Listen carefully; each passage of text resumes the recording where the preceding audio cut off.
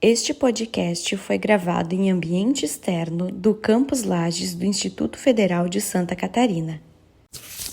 Olá! É com grande satisfação que hoje faremos o lançamento do podcast do projeto Adapta IFSC. Eu sou Gleice Assunção, pedagoga do IFSC Campus Lages, e esse podcast é uma atividade do projeto de extensão denominado Espaços de Inclusão e Acessibilidade, que chamamos de Adapta IFSC. O nosso projeto valoriza a instituição de ensino como espaço de integração e de inclusão, promovendo a ampliação do conhecimento sobre acessibilidade e inclusão por meio de ações. E também ele realiza o intercâmbio de saberes de caráter cultural e educacional com outras instituições educacionais e associações que prestam atendimento às pessoas com deficiência. Como eu já falei para vocês, eu sou a Gleice e estou aqui com Bruno Zanchieta. Olá, Bruno, tudo bem? Poderia se apresentar para a gente? Oi, gente, tudo bem? Meu nome é Bruno, eu sou bolsista do projeto Adapta IFSC e vou conduzir essa conversa com temática, deficiência visual.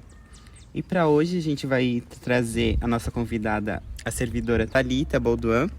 Ela é técnica em assuntos educacionais e trabalha na coordenadoria pedagógica com o NAI, que é o Núcleo de Acessibilidade Educacional também aqui no IFSC. É graduada em letras com ênfase em literatura brasileira pela Universidade da região de Joinville e pós-graduada em educação especial com ênfase na deficiência visual. Thalita, para começar a nossa conversa, nos conte o que é a deficiência visual. Olá a todos. Então, na verdade, segundo a Organização Mundial da Saúde, tem deficiência visual, aquele indivíduo que enxerga do melhor olho até 30%.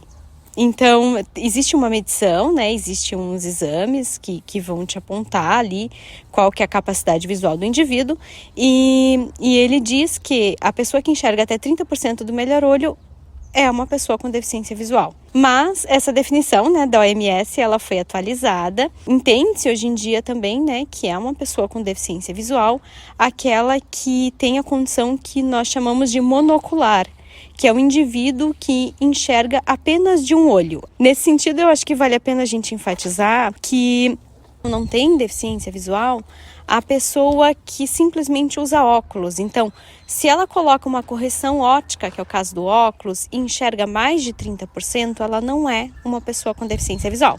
Ela tem dificuldade de visão sim, às vezes precisa de cirurgia, mas enquanto a questão visual dela tiver uma possibilidade de melhora que faça com que ela enxergue mais de 30%, ela não se encaixa no conceito de pessoa com deficiência visual. Então, Thalita, dando sequência, a gente queria perguntar qual é a sua proximidade em relação à deficiência visual. Eu nasci uma pessoa com baixa visão, que significa dizer que eu enxergava 18% do olho esquerdo e enxergava apenas vulto e luz escuridão do olho direito. Essa condição ocorreu porque eu nasci prematura e eu tive retinopatia da prematuridade. É uma patologia com nome difícil, mas que na verdade quer dizer que a pessoa teve a retina dos olhos queimada durante o processo de ficar na incubadora. Eu nasci de 6 meses e meio, então precisei ficar na incubadora uns 2, 3 meses e nesse meio tempo acabei tendo a retina queimada, mas não foi só isso, porque, sorte pouca é bobagem. Eu também nasci com sequela de toxoplasmose. A minha mãe teve toxo na gestação. O toxo, ele é um protozoário, ele afeta, em geral, ele vai infectar mulheres para que estas, por sua vez, possam infectar os seus fetos. Então, a minha mãe teve toxo no sangue, é uma doença completamente assintomática, então, óbvio, ela não sabia. Ela engravidou e no pré-natal ela descobriu que tinha toxo. Isso significaria que eu poderia nascer com algum tipo de deficiência. Acaba que eu nasci apenas com deficiência visual. A minha proximidade, com deficiência visual, obviamente se deve à minha vivência enquanto uma pessoa que hoje em dia eu não enxergo, porque eu perdi a visão quando eu tinha 14 anos. O toxo e a retinopatia da prematuridade, eles podem eventualmente evoluir, então acabou evoluindo e eu tive descolamento de retina e por conta disso eu não enxergo desde os meus 14 anos. Thalita, nos conte então através do seu dia a dia, a sua vivência, que tipo de ações que podem ajudar na inclusão e acessibilidade? É uma pergunta bastante ampla, assim, se a gente for pensar, porque a gente precisa pensar no que seria inclusão, né? O que seria acessibilidade. São conceitos bem gostosos de se trabalhar, mas nem por isso tão fáceis de serem vivenciados. A inclusão é quando você entende que todos os indivíduos fazem parte de uma determinada atividade ou de um determinado espaço. Então, se a gente for trazer isso aqui para a realidade do Campus Lages, do IFSC Campus Lages, a gente pode entender que a inclusão é quando todos os alunos, absolutamente todos, conseguem fazer uma determinada atividade. E aí é onde a gente entende que inclusão não é um conceito que envolve só pessoas com deficiência, ele também vai envolver uma mulher grávida que eventualmente não consiga, tenha mobilidade reduzida e, portanto, precisa usar um elevador. Ele pode envolver também uma pessoa com dificuldade de aprendizagem, que não é exatamente uma pessoa com deficiência. E a acessibilidade é a ferramenta que se usa para se ter inclusão. Você torna um ambiente acessível, ou seja, todos podem usar aquele ambiente, e aí sim nós temos a inclusão, que é a inserção, né, de todos os indivíduos na mesma atividade.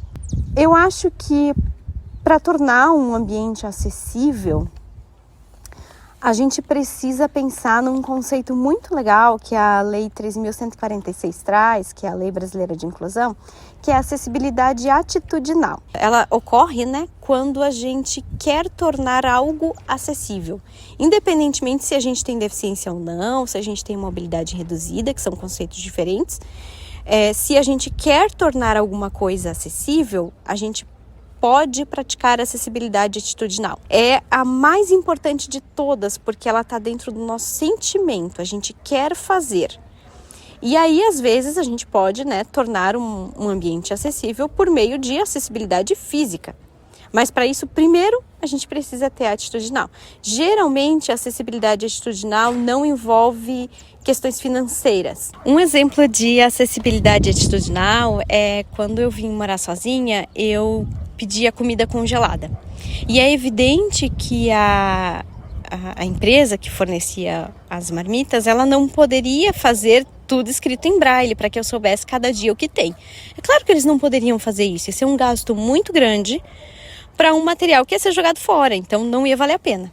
O que aconteceu é que eles se propuseram a fazer determinados furinhos na tampa das marmitas e eles me mandavam para o WhatsApp uma mensagem assim: um furo do lado esquerdo é a comida de segunda-feira, que vai ser tal coisa. 2 furos do lado esquerdo significa tal coisa. Foi uma coisa simples, eles não precisaram gastar e eles tiveram a acessibilidade atitudinal.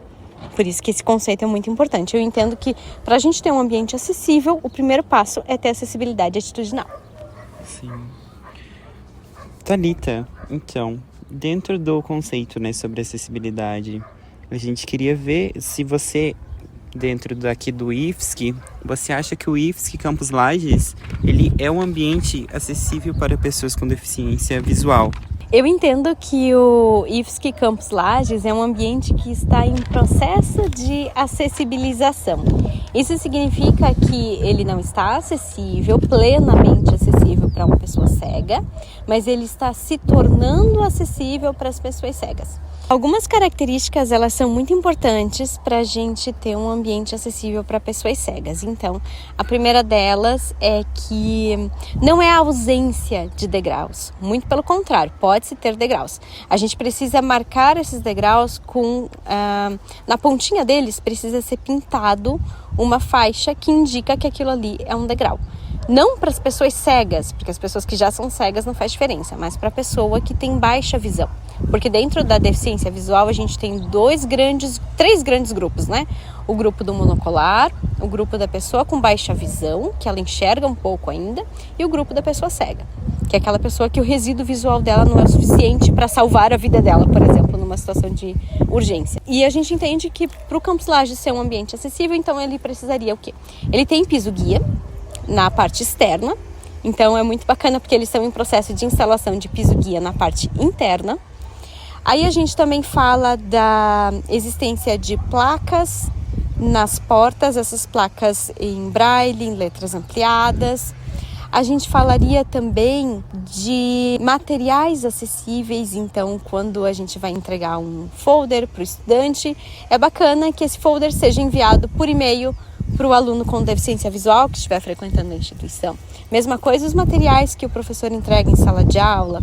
Mesma coisa o acesso a artigos que precisarem serem lidos na biblioteca. Então tudo isso é um processo, tudo é uma construção e eu entendo que a gente só consegue tornar um ambiente acessível juntos. E todo o ambiente sempre vai estar em processo de acessibilização. Então, Thalita, o nosso projeto, né, ele teve como uma das iniciativas, seria a visita às associações de deficientes visuais, deficientes físicos, no caso daqui da região de Lages. Algo que foi bem notório, né, nas nossas conversas foi a importância, né, da participação da família no processo de acompanhamento de pessoas com deficiência. Eu queria saber se você consegue trazer algum exemplo de como que a família influencia na vida das pessoas com deficiência. A gente sempre diz, eu trabalhei muitos anos numa instituição de cegos em Joinville, no norte de Santa Catarina, e a gente sempre diz que a família das pessoas com deficiência, ela em geral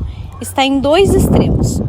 Um dos extremos é quando essa família negligencia esse indivíduo, dá a ele o suporte necessário apenas para sobreviver e não entende que essa pessoa pode efetivamente desempenhar algum papel na sociedade. E a outra perspectiva é da família superprotetora. É a família que abraça esse indivíduo, que carrega ele, que faz ele fazer todas as atividades imagináveis e inimagináveis. Então, uma menina de 5 anos que faz escola, faz braille, faz balé, faz piano, faz tudo que você pode, sei lá, enfim, né, goalball, faz todas as atividades que se possa imaginar. Só que durante essas atividades ela é extremamente super protegida, então ela é levada o tempo inteiro pela família.